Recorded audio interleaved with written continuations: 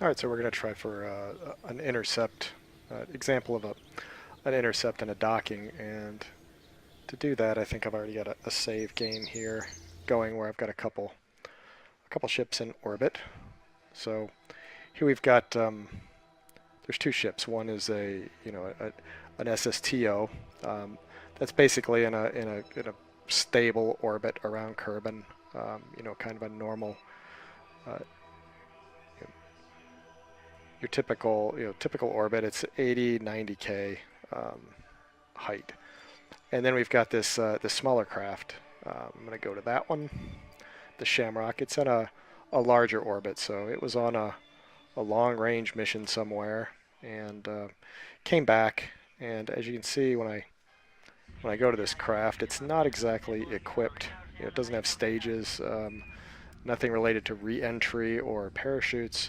So this one is kind of dependent on docking with a mother SSTO to bring it back down to Kerbal. And we've got our courageous engineer Bill on board. This is a science craft, so I'm not sure why Bill decided to take it out, but he did. And we're going to go ahead and do the basic intercept first. So we're going to go to the map view here and start by clicking on our target, which is the Banshee. So we'll set that as the target. And what it's going to show me here is, the first thing I'm looking at is that my orbital planes aren't quite aligned. You can kind of see that the Shamrock is, a little bit off. So trying to intercept with the orbit of the Banshee is going to be a little bit difficult if we don't first correct this inclination issue. And by setting the target here, it kind of highlights this area, this orbit yellow, and then it gives you this descending node with this dashed line. You can see there's one on each side, and what it's doing is it's marking, kind of the spot of the tilt is kind of the way. I'm sure there's more official scientific terms for it, but basically what it's telling me is I need to be able to correct the tilt of this orbit to match the Banshee, and the best place to do that is going to be right where this dotted line is. Now, if I have the craft come along this path, and then right here I want to fire my thrusters in order to correct for this, what I'm wanting to do is I'm wanting to bring this side up. I'm wanting to bring this side down. So that means my craft, when it gets to this point, is going to be needing to be pointing up. So when I fire the thrusters directly up, you'll see that it'll cause the orbit to come in line with the orbit of the Banshee. And by doing that, I believe it's one of these two. It's either normal or anti-normal. I think normal points up, anti-normal points down. It's fairly easy to check. We come over here, select normal, and there it is. The craft is pointing up, and that's the direction we're going to want it to correct for. If we did this, craft would be pointing down. So easy. So we'll start by pointing it up. We'll go back to this view, fast forward a little bit, kind of get it to where we need it to be. And it's not particularly important that we go to map, or the view of the craft. We can stay here in map view and do this. Sometimes I like to just go back and make sure, it's pointing in the right direction. But we're going to get it lined up.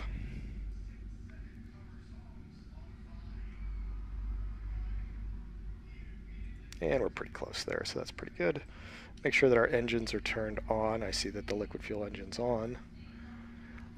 And now if I go ahead and apply thrusters full throttle, you see that it's having the effect that I wanted. It's bringing those two onto the same plane, and that looks pretty good. That's pretty. So now we've got our planes adjusted, and now it's a matter of coming up with an intercept point. Now, the first thing that I like to do with this is whichever direction the sun is facing, I find it convenient to make the orbit touch on the side that the sun is facing, just so that once I get to a point where I'm doing the intercept, I've actually got the sun and I can see without it being too dark. But it really doesn't matter if you do it in the dark, you do it in the dark. And the whole concept here is to bring this craft and this craft together. This one is going, it's on its own orbit, and it's obviously going around because it's got a smaller distance to travel. It's going to be moving around faster. So this craft is going to be gaining on this craft. Every single time I make a revolution, this craft will be a little bit closer to where this craft is. And if I just fast forward time as it is now, you can kind of see the distance of them, and obviously they would, as we go round and round, they would, that this Banshee is catching up to the Shamrock because the Shamrock's traveling a larger distance. But what I'm going to do on the next go around is when I get to about right here, I'm going to try to bring this orbit in so that it touches. And once those orbits touch, it'll start to give me a different sort of a readout where it'll show me at what point during these orbits are the two craft closest together, and you'll see that as two orange indicators. And when I get to that point, we'll talk about that. But for right now, I'm just going to bring the Shamrock around to this area here. And in order to increase and decrease the orbit without changing the inclination of it, that's where you're going prograde or retrograde. So retrograde would bring the orbit in, prograde would push the orbit out. So what we're going to want is retrograde, which is basically the craft to be pointing in the opposite direction of the orbit. Direction of the orbit. So we're going to forward it up here, kind of get in this vicinity again. That should be pretty good. And we'll go ahead and just looking at the craft again, you can see it's pointing exactly in the opposite direction of the orbit that's traveling. And we're going to fire the thrusters, and you'll see that this side is going to be coming in. And I'm going to bring them in close enough so that the blue and the yellow lines touch. And when they do, they're going to get to a certain point, and you're going to start to see that our target craft, it's going to start giving me a reading. Ah, there it is. You can see the little orange. So now it's telling me, these are the points where we get closest together. And that's what we're looking for. So now what happens is, as I come around, and as I reach this first point, you see there's a first point, and then there's this second point that has this dotted line on it. As I move here, what it's telling me is when I reach this point, this craft is going to be in this position. So it's kind of giving me a future projection of where that craft is going to be. And because I'm traveling a longer distance, my orbit's larger than the yellow, the target craft, this distance is going to continue to grow unless I pull it in. But this craft's going to get further and further away from me. So what I'm going to probably end up doing here is, I'm going to get all the way down here, and as soon as I pass that, it'll give me a new projection on the next orbit where that craft's going to be. And what you'll see is that this dotted line is going to move further away. And every single time I make a pass, that dotted line is going to go further, further, further, further, and eventually it'll come all the way around to here if we're patient enough to wait for that many orbits to pass. But in my case, I'm going to accelerate things, and what I'm going to do is when I get here, I'm going to increase the orbit, and I'm going to watch how it has an impact on this. But let's just start by, we'll go ahead and forward this.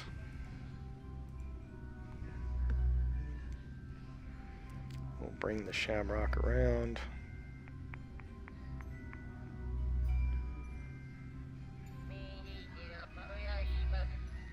Yeah, I'm going to slow it down a bit. Now, again, as I pass this point, this new prediction is going to move out. Right, because this craft's moving faster than my craft. Again, it's in closer. I'm traveling a larger distance. So as soon as my little craft goes past there, you're going to see this one pop out a little further.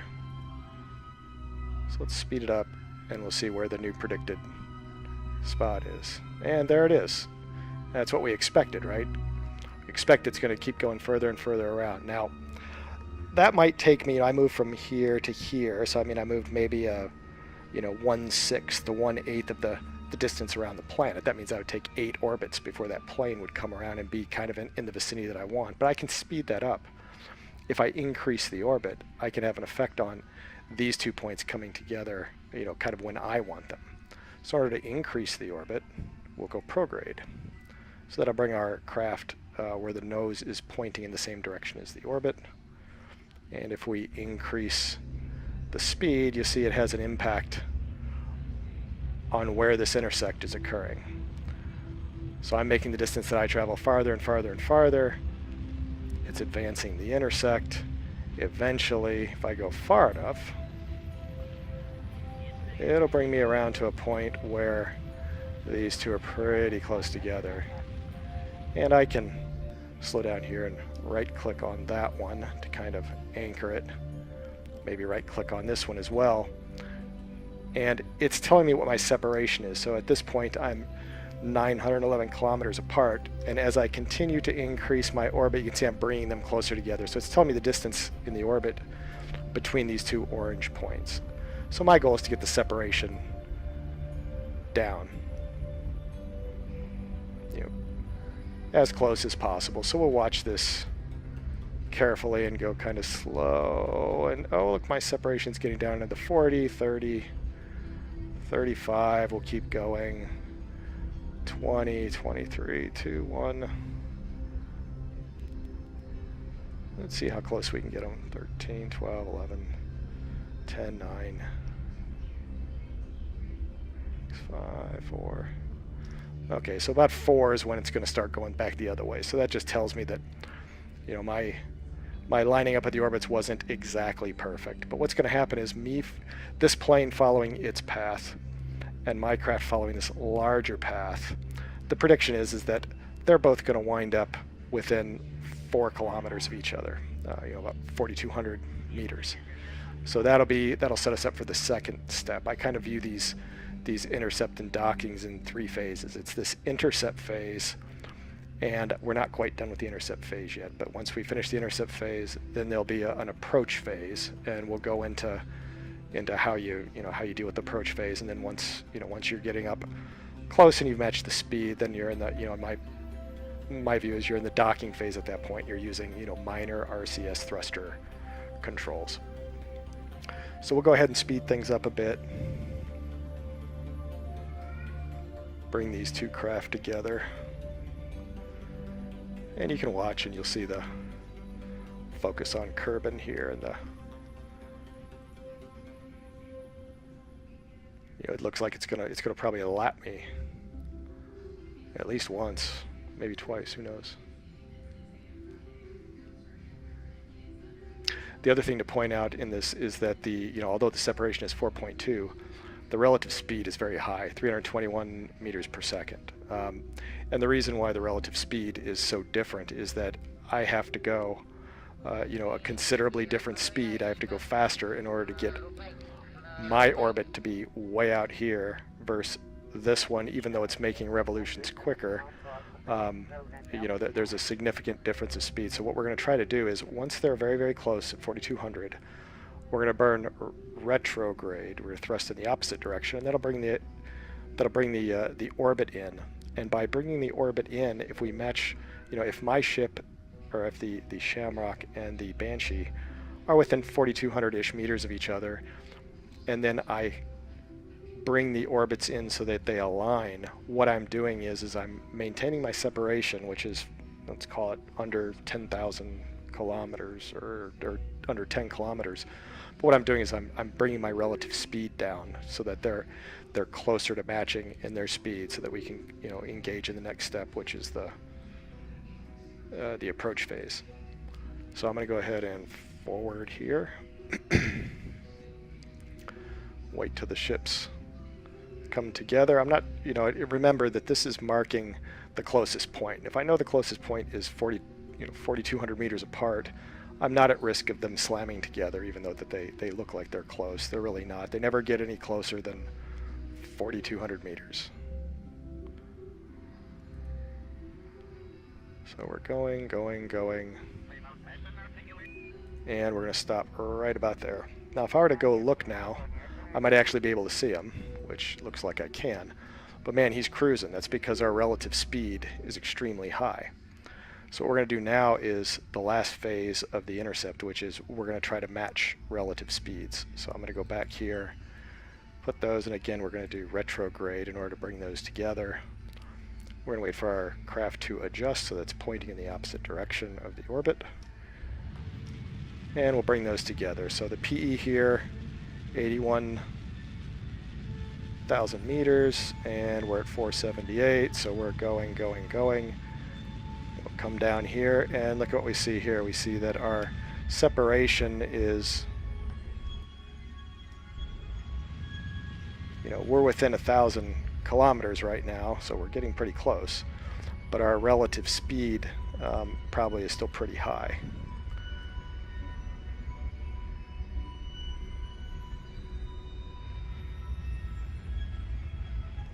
Let's see if I can get it to show.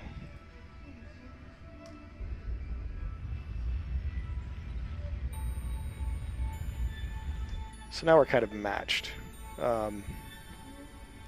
Where's the relative speed show up?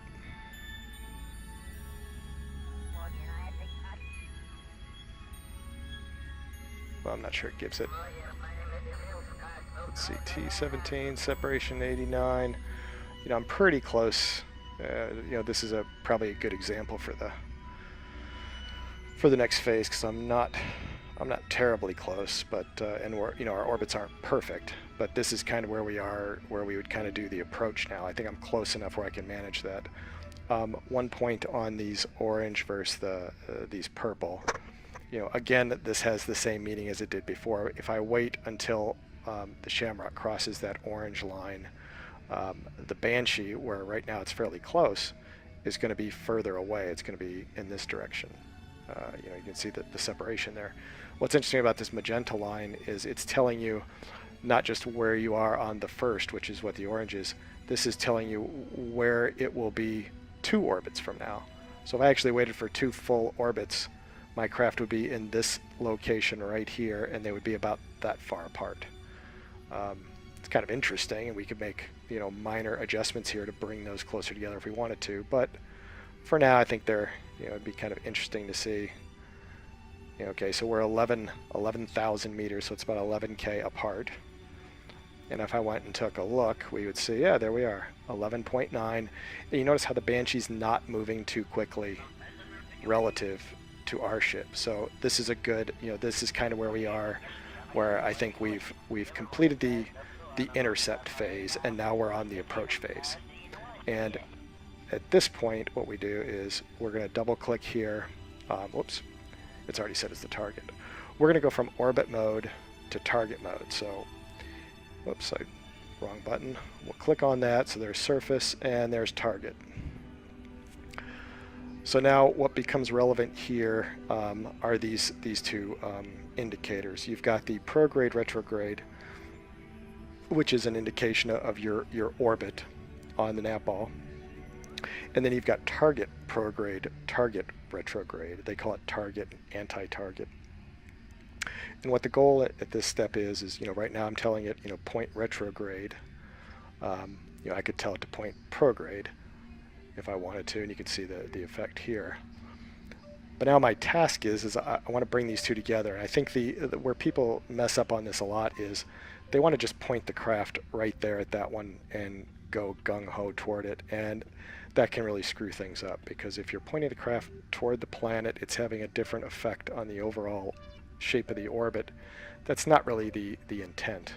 You're trying to bring 2 orbits together, so the movement, you really have to look down here on the nav ball. And what we're trying to do is we're trying to bring the target prograde, target retrograde, the retrograde, target retro, target anti-target. We're trying to bring those 2 so that they're together.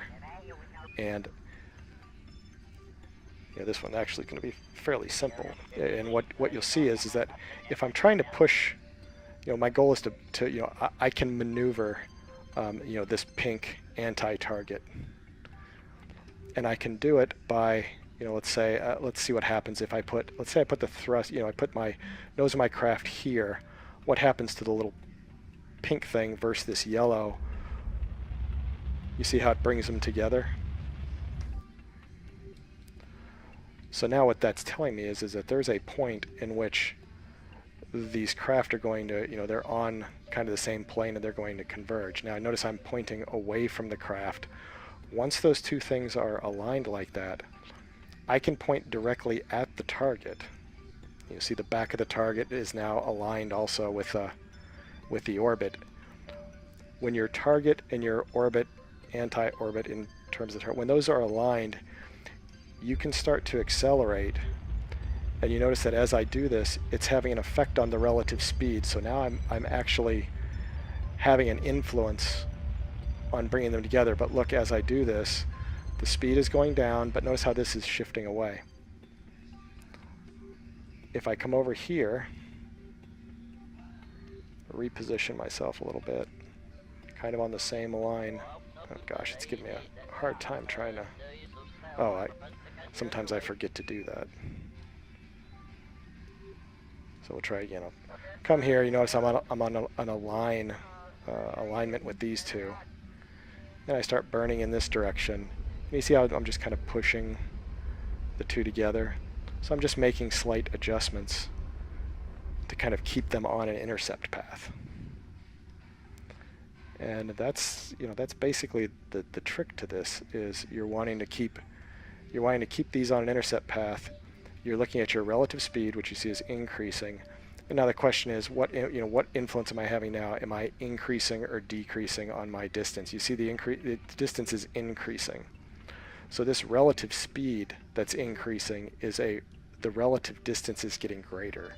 So what we're going to want to do is we're going to want to burn in this direction to bring this relative speed down, bring it down so much that it flips in the opposite direction. And by doing that, what have I done? Now, instead of my relative speed getting further away, my relative speed's getting closer together. And again, I can make adjustments to bring these two together. Move here a little bit. So there, so now I'm on track to intercept. I'm 25, 27 kilometers away, and I'm moving toward the target at 87.7 meters per second. So I'm moving, not super fast, but fairly quick. And you notice that the distance is decreasing, and that's what we want. So all we're doing now is making slight adjustments to keep these two together. So every so often, I point my nose over here, burn a little bit. Now, as I do this, speed keeps getting greater, greater, greater. I'm going to close faster, faster. And this is where it's kind of interesting, right? You look at the direction I'm pointing down toward the Earth. You wouldn't or toward Kerbal, sorry.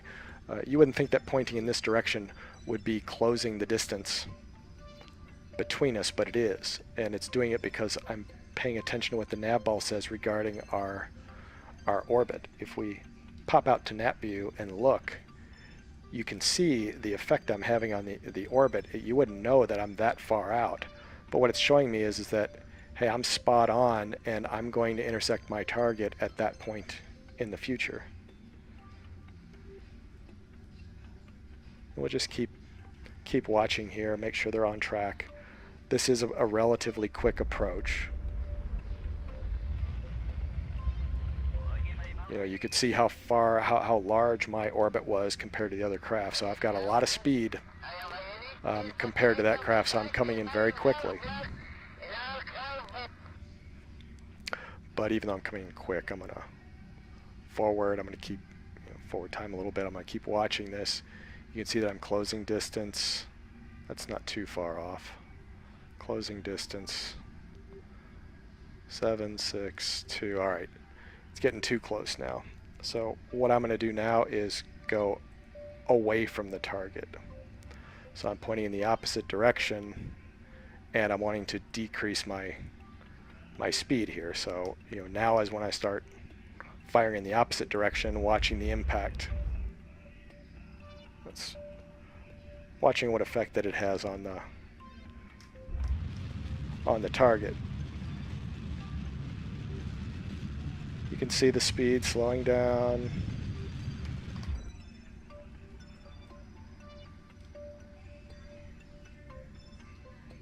I keep burning here, you'll see those come together. So there I am. I'm still, now I'm only 10.6 meters, and I'm on an approach, and you see it's getting closer, closer, closer. And I'm just going to go ahead and go anti-target. So now I'm on, this is the heart of the approach phase. Is you're trying to get within, you're trying to match speed, draw in, and you're bringing the, it's the target, anti-target, prograde, retrograde. And if you flipped out at this point and looked at the map, you'd see that the orbits are fairly well aligned, and it makes sense, right? Because we don't have a high relative speed at this point. Our relative speed is only 10 meters per second. So it makes sense that the orbits would be the same size. So this is going a little slow. We're going to speed things along a little bit. And there's our SSTO. Oh, it went dark. Oh well. But now we're fairly well lined up, and we're going to go ahead and burn and bring, now my approach is only 2.4, relative speed 2.7. I think I'm moving away from it now. Don't want that, so we'll make some adjustments back toward the ship. Oh, wrong way. We need to be pointing up here. Push that yellow node toward the pink. At this point, our relative speed is so slow that we're having a lot of influence by using the main thruster. So I think, at this point, it might be wise to go ahead and turn on RCS, and that's a much more subtle control. But now the relative speed is so small that the RCS thrusters, you'll be able to read the same sort of adjustments. So if I can go, whoops, I'm going to turn off the thrusters for a minute. I'm just going to use the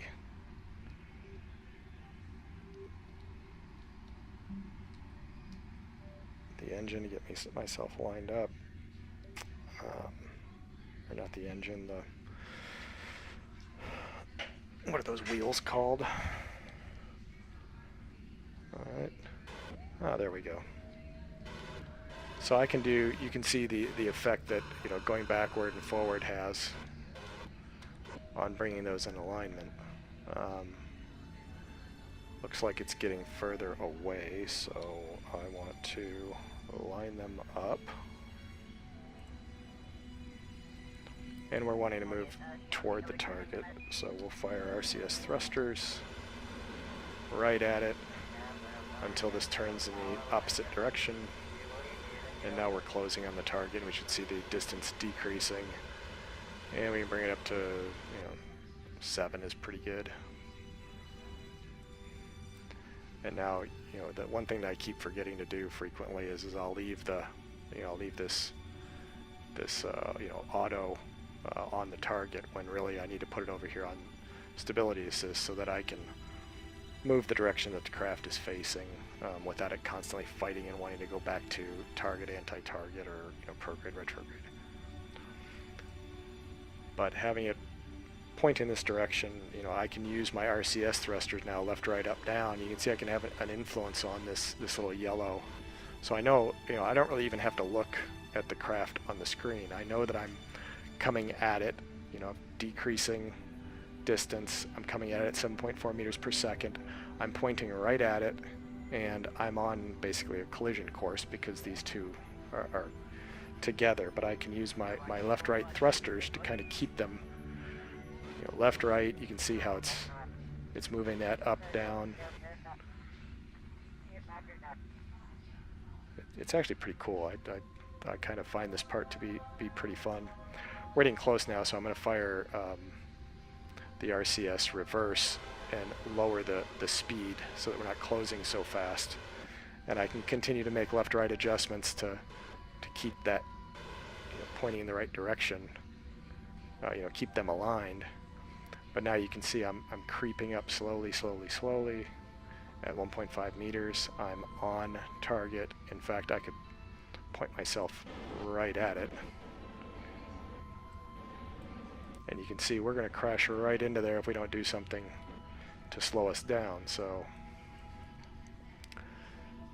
yeah, we're going to wait till we get in closer, and we hit the rear RCS 7.4.210.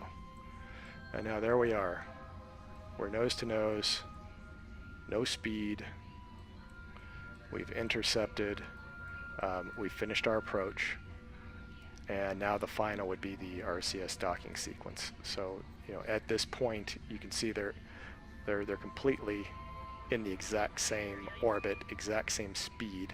There's no separation really occurring between the two. It shows a little wobble, 7879, have to do with the, you know, maybe the nose of the craft moving around, but you can see relative to one another, they're frozen, you know, 0 meters per second. If we go to the map view, we'll see that the orbits are exact. So, you know, that is basically the end of the approach phase. Final step at this point is, you know, now we're looking to actually do the docking, probably the easiest of all of them. You know, we'll orient the crafts however we want. I hit tab and moved over to the larger SSTO. This one's my my SSTO science bomber, so I've got a bomb bay on this one, and I like to use the red light for nighttime. And so we open the bay doors, and we'll just kind of leave this one. You know, Jeb is piloting this one. We'll leave it in that position, and we'll just orient ourselves to go ahead and dock right inside that bay. So we'll tab back over to Bill, and let's see, where are we on oxidizer, micro, electric charge. Our electric charge is pretty good. I'm going to go ahead and retract the satellite dish and recharge array. And then what I'm going to do here is, you know, for a moment I'm going to turn off RCS. I'm just going to kind of position the craft how I want them. When we dock, the nose is going to be facing in this direction, so we'll do that. And all I'm doing is really eyeballing it. I'm not looking at anything on the... I'm kind of done with the nav ball at this point when we're in the final docking mode. And now I'm going to... which side is the... oh, there's the top. So I'm going to make it so that it faces out, so it'll be kind of like that. So we're just rotating around. And we can adjust. Yaw is pretty good. I mean, that's pretty well lined up. I mean, we could move it this way a little bit if we wanted to, but overall I think that's pretty good.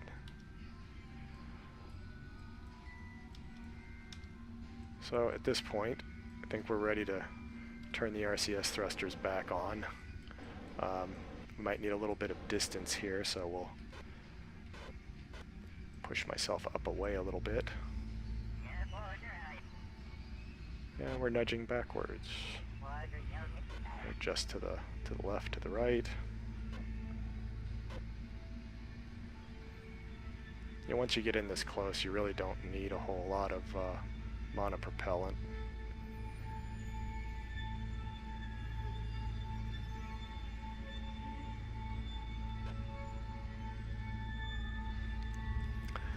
And I know there's, you know, if I use the docking, there's mods out there with the docking alignment indicator that would make this a little easier maybe, but eyeballing it's not horrible, and this is just an example of how to go about doing it in your stock version.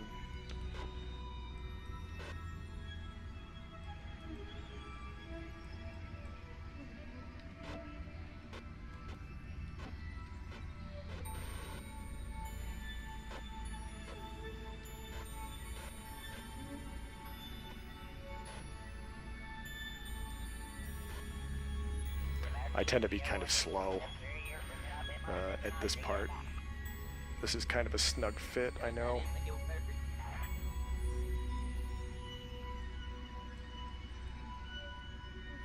Try to design various craft to be able to work together, and this one is kind of designed to be able to fit in two of these Mark II cargo bays.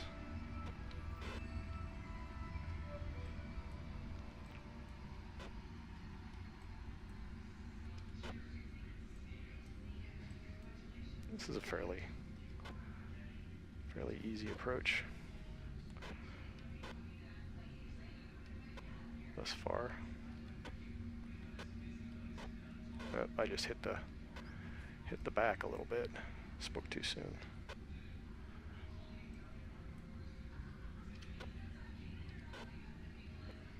Come on, get in there. There we go. And we cut the RCS, and it should dock. And there we are. And we'll go ahead and transfer Mr. Bill. And he's safely there with Jeb. And we can close up the cargo bay and point us prograde, and that is basically the stock method that I follow every single time that I do intercept, approach, and dock. And that's it. Thanks for watching.